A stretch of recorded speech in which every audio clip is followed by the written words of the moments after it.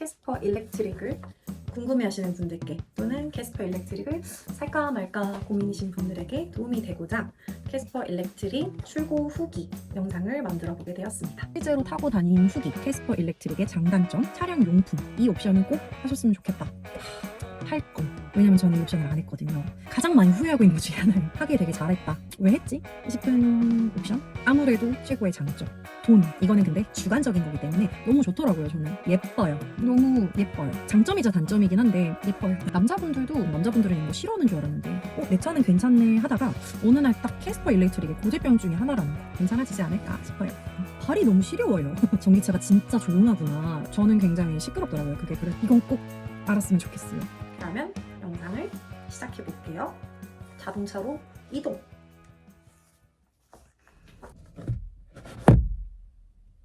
안녕하세요. 오늘은 캐스퍼 일렉트릭의 실제로 타고 다닌 후기, 장단점, 차량 용품, 실제로 써보면서 좋았던 용품들이나 별로였던 용품들, 그리고 이 옵션은 꼭 하셨으면 좋겠다. 옵션의 필요 순위, 요거까지 한번 이 영상에 담아보도록 하겠습니다.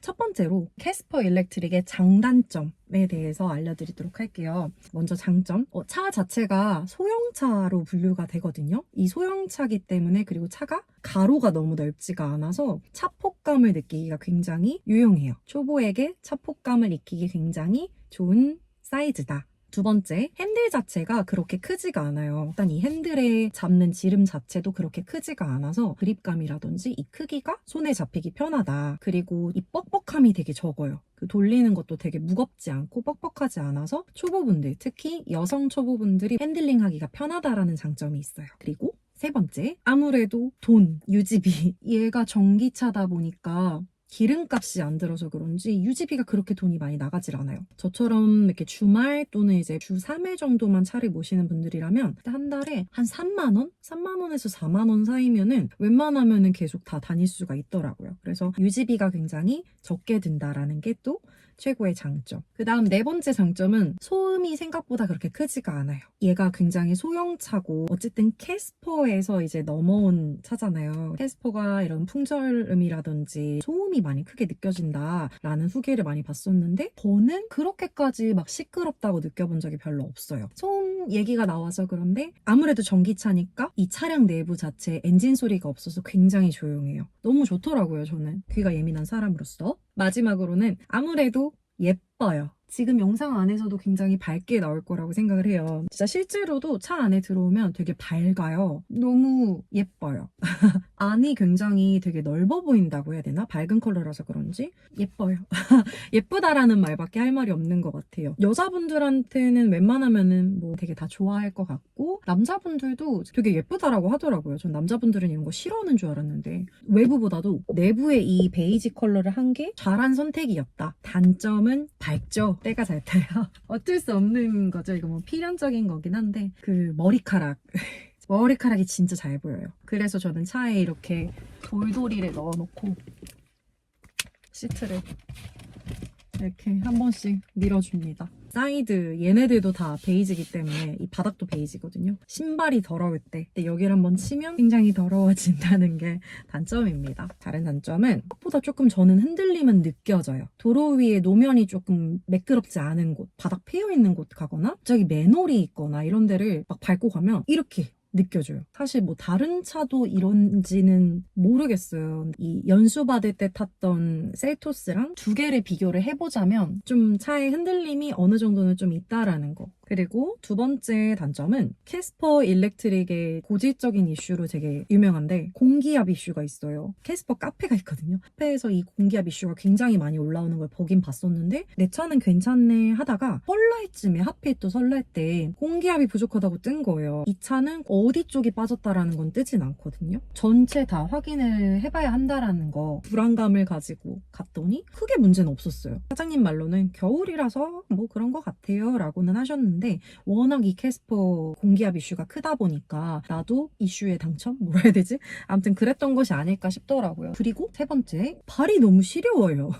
맨날 그런 건 아닌데 한 번씩 발이 너무 시려울 때가 있어요. 히터를 이렇게 아랫방향으로 해도 아무튼 가끔 가다 발이 좀 시려울 때가 있다라는 거. 그리고 문을 좀 꽉 닫아야 되는 것 같아요. 차량 문이 쾅 닫아야 잘 닫혀지는 느낌이 있어요. 생각보다 문을 좀 세게 닫아야 얘가 잘 닫히는 느낌이 있다. 그다음에 룸미러가 높이가 좀 낮아요. 룸미러 세로 센치만큼은 더 올라가야 될 것 같은데 얘가 좀 낮은 느낌이에요. 앞엔 되게 잘 보이는데 이렇게 오른쪽을 볼 때 요만큼이 좀 가려져 있는 느낌이 있어서 이게 좀 불편해요. 6번째로는 수납 공간이 조금 부족해요. 제가 느끼기는 글로브 박스에 이미 꽉 찼거든요. 근데 저는 원래 다람쥐라 더 그런 것도 있을 텐데 조금 더 뭔가 있으면 좋겠어요. 그래서 저기를 수납 공간으로 쓰긴 쓰는데 저기다 뭘 넣어놓으면, 그리고 여기 밑에도 하나 더 있는데 운전하면서 덜그덕덜그덕 거려가지고 저는 굉장히 시끄럽더라고요. 그게 수납 공간이 조금만 더 많았으면 좋았을 것 같다. 또 하나의 단점은, 이거는 저한테만 단점일 것 같긴, 전면 주차를 제가 잘 못하는데 얘는 충전구가 앞에 있어서 무조건 전면 주차를 해야 돼요. 근데 이건 뭐 저 한정 있고요. 그래서 장단점은 여기까지 한번 담아보도록 할게요. 그 다음으로는 이제 차량 용품을 몇 가지 소개를 드리고 싶은데요. 첫 번째로는 차량용 방향제. 제가 코가 진짜 예민해요. 그래서 벌써 2달밖에 안 몰았는데도 방향제는 3번째거든요, 지금 이게. 요즘 인스타랑 유튜브에서 굉장히 핫한 벤볼릭 프리미엄 향수 차량 방향제. 요거를 소개를 해드리고 싶어요. 요게 되게 후기가 많더라고요. 후기가 많다라는 거는 실사용자가 굉장히 많다라는 거잖아요. 여기 제품을 더 한번 써볼까라는 생각을 했었는데 제가 써보니까 괜히 리뷰가 많은 게 아니었다라는 게 느껴져요. 향에 예민한데 또 향이 너무 세면은 못 맡아요. 그러니까 은은해야지만 멀미를 안 느끼고 되게 기분 좋게 타는데, 이 제품이 굉장히 좋은 점 중에 하나가 발향도를 조절을 할 수 있더라고요. 크릴 커버를 이렇게 돌리면은 이 마개가 막아질 수도 있고 조금 벌어지면서 열릴 수도 있고 하더라고요. 저는 이게 가장 큰 장점이라고 생각을 하고요.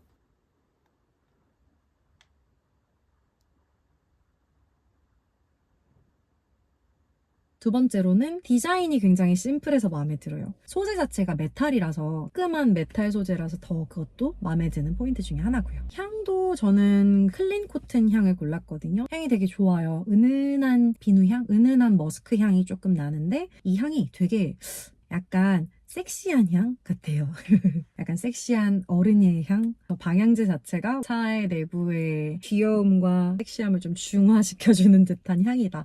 이 향 말고도 총 7종류의 향이 있더라고요. 취향에 따라서 고를 수 있을 것 같아서 그것도 굉장히 장점이라고 생각을 해요. 근데 이제 향은 굉장히 좋은데 예를 들어서 성분이 안 좋아. 그러면은 사실 싶은 거잖아요. 그래서 찾아봤더니 이거는 얘는 이제 안전검사를 통과한 인체 유해 성분이 없는 제품이라고 해서 그것도 조금 믿고 쓸 수 있는 제품이다. 컬러가 총 3가지 컬러가 있어요. 실버, 블랙, 핑크, 아마 이렇게 있는 걸로 아는데 저는 원래 실버를 굉장히 좋아해요. 한 톤으로 되어 있다는 게 굉장히 이 심플함을 배로 만들어주는 포인트라고 생각해요. 그리고 지금 딱 마침 벤볼리 제품을 구매하시면 1+1 50% 할인 중이라고 하더라고요. 요거는 제가 고정 댓글로 남겨둘 테니까 그거 한번 확인해주세요. 두 번째 차량용품 추천은 다이소에서 산 제품들 중에 좀 추천하고 싶은 애들을 먼저 소개를 해볼게요. 첫 번째는 멀티 케이블. 이 C거잭을 포함해서 좌우에 USB 선 하나, CG 타입 선 하나. 요것도 충전이 가능한데 뒤쪽에 여기에도 꽂는 데가 있어요. 굉장히 유용하게 잘 쓰고 있습니다. 근데 얘 충전을 하는 건 좋은데 얘가 막 선이 굴러다니면은 되게 짜증나잖아요. 더러워 보이고. 헤드레스트 뒤에 걸어놓을 수 있는 가방걸이라고 나와 있던 것 같아요. 그거를 제가 양쪽에 다 걸어놨거든요. 방금 말했던 이 USB 선들을 돌돌 말아서 안 쓸 때는 여기다 걸어놓고 있고, 요 뒤에다는 보조 가방이 필요하다든지 뭐 장바구니가 있어야 된다든지 할 때는 여기 뒤에다 걸어놔요. 그다음에 제가 아무리 이 온라인에서 찾아봐도 품번이 안 나오는데 분명히 다이소에서 샀거든요. 끄럼 방지 실리콘 패드 뭐 이렇게 되어 있던 것 같아요. 요거를 추천해 드리고 싶어요. 요거 이 C거측에 있는 요 라인에 뭐 이런 애들, 얘를 저기다 올려놓는데 얘가 막 고정되어 있지 않고 움직이는 게 너무 시끄럽더라고요. 그래서 요 실리콘 패드를 샀어요. 여기 딱 올려놓으면 얘가 안 움직여요. 강력 추천합니다. 굉장히 조용해졌어요, 차량이. 그 다음에 이제 벨르아망 흰둥이 방향제인데요. 저거는 또한 실용적인 용도는 아예 없고요. 그냥 귀여워요.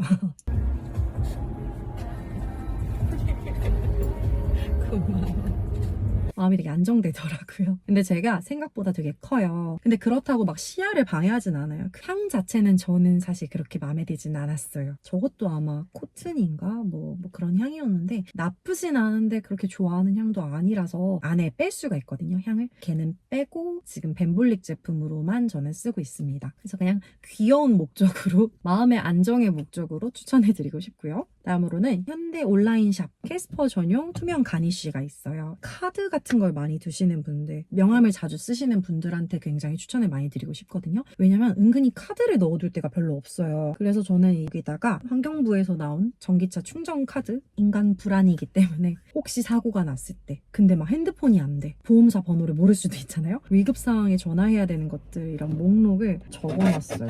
이렇게. 그래서 요거를 위급 상황에 쓸 수 있게 꽂아뒀고요. 저는 개인적으로 원래 그 노란색 오리지널보다 얘가 좀 더 예쁜 것 같아요. 그리고 또 블루 포인트로 산 게 폴레드 제품의 자동차 시트 커버입니다. 얘가 원래 용도는 아마 베이비 시트 이런 거 올려놓을 때 차량 커버 손상되지 말라고 한번 깔고 그런 시트를 올리는 걸로 알고 있어요. 왜 만족을 하냐면 일단 차량 색상과 되게 잘 어울리고 아까 말했듯이 장점이자 단점인 게 얘가 밝은 컬러이기 때문에 때가 타기가 쉽잖아요. 커버를 해놨더니 조금 더러워지는 거를 막을 수가 있다라는 거. 그래서 저는 굉장히 잘 쓰고 있습니다. 그다음에 이거는 저번 영상에 영상을 올렸었는데 POJ 브랜드의 디자인 카메트 협찬으로 받았던 제품이긴 한데 보면 볼수록 너무 예뻐요. 이 캐스퍼 글씨 써있는 것도 너무 마음에 들고 그 영상에도 이제 자세히 나와 있긴 한데 진짜 이 차에 원래 있었던 것 같은 느낌? 이 브라운 컬러가 이 차량과 굉장히 잘 어울리면서 이 내부가 더 화사해지게 만들어주는 이 베이지 컬러랑 시너지 효과가 있기도 하고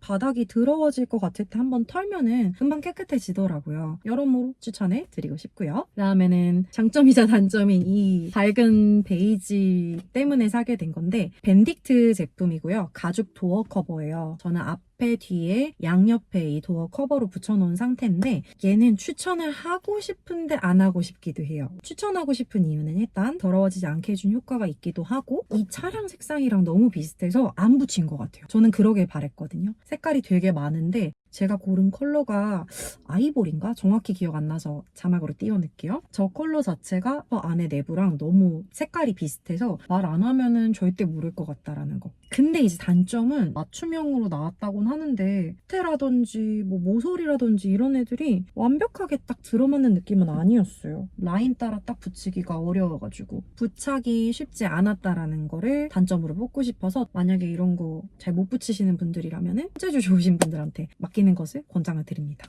그다음에 저는 이 차를 처음 샀을 때 하이패스가 붙어있는 그 룸미러를 안 했어요. 그리고 제가 따로 쿠팡에서 하이패스 단말기랑 카드를 구매해가지고 지금 쓰고 있는데 리드아이 제품이고요. 하이패스 단말기 RF 프로 제품을 쓰고 있습니다. 일단 인식이 일단 잘 됐었고요. 저게 되게 플랫하고 납작하게 생겨가지고 캐스퍼 시거짝 옆에다가 이렇게 착 붙여놨거든요. 그래서 되게 잘 안 보여요. 깨끗하게 정리가 되어 있고 그리고 저 기계 자체가 얼마였지? 별로 그렇게 비싸지가 않았어요. 근데 저 룸미러에 하이패스 있는 옵션이 20만 원이었거든요. 돈 아꼈다 라고 생각을 합니다. 마지막으로 쿠팡에서 산 제품인데 초보 운전 자석 반사 스티커예요. 요거는 이제 자석으로 되어 있어서 차 뒤에다가 붙여놨는데 이 스티커 같은 경우는 떼면 이게 자국이 남잖아요. 그래서 그게 너무 싫어가지고 일부러 자석으로 된 제품을 샀거든요. 잘 산 것 같습니다. 그러면 이제 마지막으로 캐스퍼 일렉트릭의 제가 생각하는 옵션의 필요 순위를 한번 매겨보도록 할 거예요. 내가 뭐라고 이런 걸 하나 싶긴 하지만 1위부터 말해야 되나 8위부터 말해야 되나? 저는 그냥 1위부터 말하겠습니다. 1위는 현대 스마트 센스. 요 기능이 1위라고 생각을 해요. 제가 초보라서 느끼는 것 같은데 이 스마트 센스에는 전후방 충돌